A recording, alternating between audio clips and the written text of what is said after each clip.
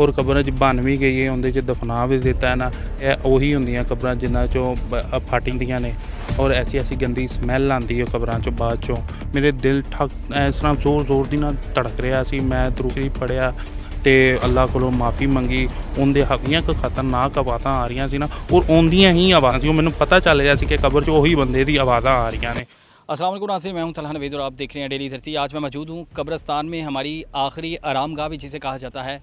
आपको पता है कि सब ने यहाँ पर आना है, लेकिन अगर हम लोग इस चीज़ की तैयारी नहीं करते तो फिर हमारे साथ क्या होगा। मेरे साथ गोरकन मौजूद है। यहाँ पर इन्होंने बहुत से वाक़यात यहाँ पे हुए, हमें पता लगा कुछ खौफनाक वाक़े भी इनके साथ हुए, लेकिन इनकी हिम्मत है कि यहाँ पर काम कर रहे हैं और हम जैसों के लिए काम भी कर रहे हैं। और जो भी लोग आपको पता है मुर्दा होते हैं, ये काम जो कर रहे हैं वो बहुत नेक काम है। बहुत कम लोगों में हौसला होता है। पहले तो मैं इनको दाद देता हूँ। अस्सलाम वालेकुम भाईजान। वालेकुम सलाम।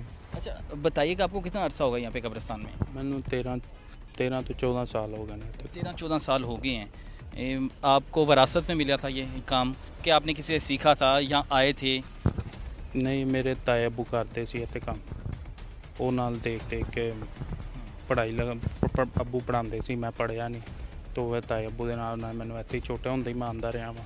उस तो बाद फिर उन्होंने डैथ हो गई तो बस मैनू यही काम आंदा सी तो मैं फिर इत्थे लग गया। अच्छा, मुख्तलिफ़ किस्म के वाक़यात जो यहाँ पे मशहूर हुए हैं, क्योंकि वाक़यात सुन के मैं आया हूँ कि यहाँ पे मुख्तलिफ़ किस्म की आवाज़ें आती हैं, ठीक है। अक्सर औक़ात तो कुछ ऐसा वाक़या हुआ था कि कब्र फट गई थी कोई यहाँ पे, वो क्या वाक़या था ज़रा? वाकई इत्थे रोज़ होंदे ने जी। इत्थे तुसीं इस टाइम आए हो तो यकीन करो कि इन्नी कि खतरनाक आवाज़ां रात के टाइम आंदियां ने, और डेली आंदियां ने, यह नहीं कि कदी कदार। रोज़ इत्थे इन्नियां कि खतरनाक आवाज़ां आंदियां ने कि जिन्हां बर्दाश्त करना औखा हो जांदा। शुरू तो मैनूं बड़ा डर लग्या, लेकिन फिर रब अगे दुआ की, दरूद शरीफ पढ़ते रहे, कलमात पढ़ते रहे, तो हौली हौली फिर ऐसी चीज़ां ते आदी हो गए। और इन्नियां कि खतरनाक आवाज़ां होंदियां कि आम बंदा इन्हां नूं नहीं सुन सकता।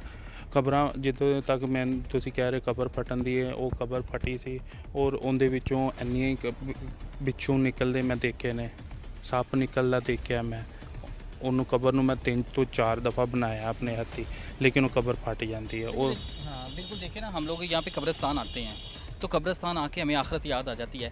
लेकिन जब आप लोग यहाँ पे पूरा दिन रहते हैं, उन लोगों के लिए कोई पैगाम कि जब आप कब्र खुदाई करते हैं तो कब्र खोदने भी कई लोगों की मुश्किलात होती है, क्योंकि सुनते हैं कि कब्र खुदाई में भी जो लोग बुरे होते हैं उनकी मुश्किलात हो जाती है कि उनकी कब्र नहीं खुदाई होती, और जो नेक लोग होते हैं उनकी कब्र जल्दी खुदाई हो जाती है या खुली होती है। इस तरह का भी कोई मामला होते हैं? होंदा है, लेकिन असी मैं तो नहीं कह सकता कि यार कौन बुरा है तो कौन चंगा है। लेकिन इस तरह होया है कि बाद दफ़ा ऐसी कबर खोदन लगे कि जिसम नहीं नाल हुंदा, कि वो कबर निकलती नहीं है। असी 4-4 5-5 घंटे ला देते हैं, वो कबर उनकी बनती ही नहीं है। बहुत मुश्किल ना बनेगी जो बनती भी है। और होंदा वाकई है कि कई कबर साढ़े को नहीं निकलदियाँ, और कबर च बन भी गई है, उनके दफना भी दिता है ना।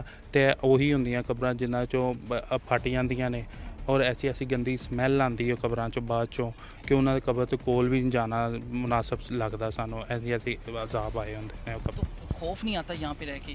खौफ आंदा है, लेकिन की करिए, मजबूरी है, करनी है तो खानी है। इत्थे रहीदा है, इत्थे खाईदा है, तो सारी दिहाड़ी इस तरह ही साडी लंघ जाती। तो बीवी बच्चों के पास ऐसे चले जाते हैं कबर खुदाई करके? नहीं भी, असी पिंड दे गए हैं पिछों दी, तो असी महीने 2 महीने बाद मैं जाना वा उत्थे, तो फिर उन्होंने मिल के मैं फिर हफ्ते बाद आ जाना। तो गुस्ल वगैरह करती होंगे जब घर जाना हो? बकायदा जी, रोज़ दी गुसल तो रोज़ करीदा। असी रात के टाइम है जो सारी दिहाड़ी फारग हो जाइदा, उस तो बाद फिर गुसल करके दरूद शरीफ पढ़ते रहीदा तो सो जाइदा फिर। अच्छा, कोई ऐसा वाक़या जो आपको आज तक नहीं भूला यहाँ पे कब्रिस्तान में हुआ हो? हाँ, एक वाक़या हैगा सी कि बंदे दी कबर चों ना इन्नियां खतरनाक आवाज़ां आंदियां ने कि उन्होंने दुनियावी आवाज़ां नहीं होंदियां कि किसी बंदे की आवाज़ आ रही कि या कोई बुढ़ी की आवाज़ आ रही है, वो आवाज़ां कोई होर ही होंदियां ने। लेकिन एक कबर दे विचों एक आवाज़ आ रही सी, और वो जिंदी कबर सी ना, वो मैं उन्होंने बजाते खुद जो जिंदा सी उदों उहदे नाल मैं मिलिया होया वा। उहदे नाल साडी है सी, वो मदद मेरी की उन्हें 2-3 दफ़ा मेरी मजबूरी के टाइम मेरे उनकी आवाज़ मैं सुन पा रहा सी। इन्ना को रो रहा सी, वो चीखा मार रहा सी ना, और बहुत इंतहाई और अच्छा आदमी सी, बहुत अच्छा आदमी सी कि नेक जिन्हों कहते हैं ना, वो बंदा सी वो। और जदों फोत होया दी कबर मैं कड्डी, ਉਹਨੂੰ ਦਫਨਾਇਆ। ਉਹਦੇ ਲਵਾਇਕੀ ਜਦੋਂ ਉਹਦੇ ਘਰ ਵਾਲੇ ਮਹੱਲੇਦਾਰ ਜਿਹੜੇ ਜਨਾਜ਼ਾ ਪੜ੍ਹਨ ਆਏ ਸੀ ਉਹ ਚਲੇ ਗਏ ਨੇ, ਉਸੇ ਹੀ ਦਿਨ ਉਹ ਰਾਤ ਨੂੰ ਉਹਦੀ ਕਬਰ 'ਚੋਂ ਆਵਾਜ਼ਾਂ ਆਉਂਦੀਆਂ, ਇੰਨੀਆਂ ਕੁ ਖਤਰਨਾਕ ਆਵਾਜ਼ਾਂ ਆ ਰਹੀਆਂ ਸੀ ਨਾ, ਔਰ ਆਉਂਦੀਆਂ ਹੀ ਆਵਾਜ਼ਾਂ ਸੀ। ਉਹ ਮੈਨੂੰ ਪਤਾ ਚੱਲ ਰਿਹਾ ਸੀ ਕਿ ਕਬਰ 'ਚ ਉਹੀ ਬੰਦੇ ਦੀ ਆਵਾਜ਼ਾਂ ਆ ਰਹੀਆਂ ਨੇ। ਉਹ ਰੋ ਰਿਹਾ, ਚੀਖਾਂ ਮਾਰ ਰਿਹਾ, ਜਿਸ ਤਰ੍ਹਾਂ ਉਹਦੇ ਕੋਈ ਤਸ਼ੱਦਦ ਨਹੀਂ ਹੋ ਰਿਹਾ, ਇਸ ਤਰ੍ਹਾਂ ਦੀਆਂ ਆਉਂਦੀਆਂ ਕਿ ਉਹਦੀ ਕਬਰ 'ਚੋਂ ਆਵਾਜ਼ਾਂ ਆ ਰਹੀਆਂ। ਮੈਂ ਦੌੜ ਲਿਆ ਤੀ, ਮੈਂ ਆਪਣੇ ਕਮਰੇ 'ਚ ਆ ਕੇ ਬੈਠ ਗਿਆ ਵਾ, ਔਰ ਮੇਰੇ ਤੋਂ ਇਸ ਤਰ੍ਹਾਂ ਦੀ ਮੇਰੀ ਕੈਫੀਅਤ ਸੀ ਕਿ ਮੇਰੀ ਕਦੀ ਉਸ ਤਰ੍ਹਾਂ ਦੀ ਹਾਲਤ ਨਹੀਂ ਹੋਈ। ਮੈਨੂੰ ਪਸੀਨੇ ਆ ਰਹੇ ਸੀ, ਮੇਰੇ ਦਿਲ ਠੱਕ ਇਸ ਤਰ੍ਹਾਂ ਜ਼ੋਰ ਦੀ ਨਾਲ ਧੜਕ ਰਿਹਾ ਸੀ। ਮੈਂ ਦਰੂਦ ਸ਼ਰੀਫ ਪੜ੍ਹਿਆ ਅਤੇ ਅੱਲਾ ਕੋਲੋਂ ਮਾफ़ੀ ਮੰਗੀ ਉਹਦੇ ਹੱਕ ਲਈ ਵੀ ਕਿ ਯਾ ਰੱਬ ਇਹਨੂੰ ਮਾफ़ ਕਰ, ਜੇ ਕੋਈ ਇਹਦੇ ਕੋਈ ਗਲਤੀ ਕੋਈ ਗੁਨਾਹ ਹੋ ਗਿਆ ਇਹਦੇ 'ਤੇ ਰਹਿਮ ਕਰ। ਉਹ ਸਾਰੀ ਰਾਤ ਉਹਦੀ ਆਵਾਜ਼ਾਂ ਆਉਂਦੀਆਂ ਨੇ। ਮੈਂ ਅਗਲੇ ਦਿਨ ਉਹਦੇ ਘਰ ਗਿਆ, ਉਹਦੇ ਪੁੱਤਰਾਂ ਨੂੰ ਅਤੇ ਉਹਦੀ ਬੇਗਮ ਨੂੰ ਮੈਂ ਕਿਹਾ ਇਸ ਤਰ੍ਹਾਂ ਰਾਤ ਸਾਰੀ ਤੁਹਾਡੀ ਕਬਰ 'ਚੋਂ ਨਾ ਆਵਾਜ਼ਾਂ ਆਉਂਦੀਆਂ ਨੇ।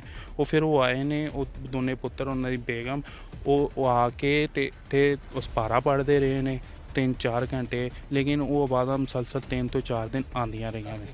लेकिन मैं कहना चाह रहा कि इन्ने अच्छे बंदे थे, लेकिन ऐसे गुनाह कर बैठे या सानू नहीं पता, हुण पता नहीं उन्हें नाल अंदर की हो रहा है, नहीं सानू पता, लेकिन वो इस तरह सी जिस तरह इहदे ते कोई अजाब आया है। बिल्कुल, क्योंकि अल्लाह बेहतर जानता है कि अल्लाह की नज़रों में कौन नेक और कौन बुरा। हम अपनी तरफ से किसी को बुरा कह देते हैं, अब ये नहीं हमें पता होता कि वो अल्लाह की नज़रों में कितना अच्छा और नेक इंसान है। लेकिन जिसको हम नेक समझते तो अल्लाह की नज़र में पता नहीं कितना बुरा होता है। तो कभी भी किसी को नेक या बुरा कहने से पहले सोचा करें, हमेशा अच्छाइयाँ बयान किया करें, बुराइयों को तवज्जो न दिया करें।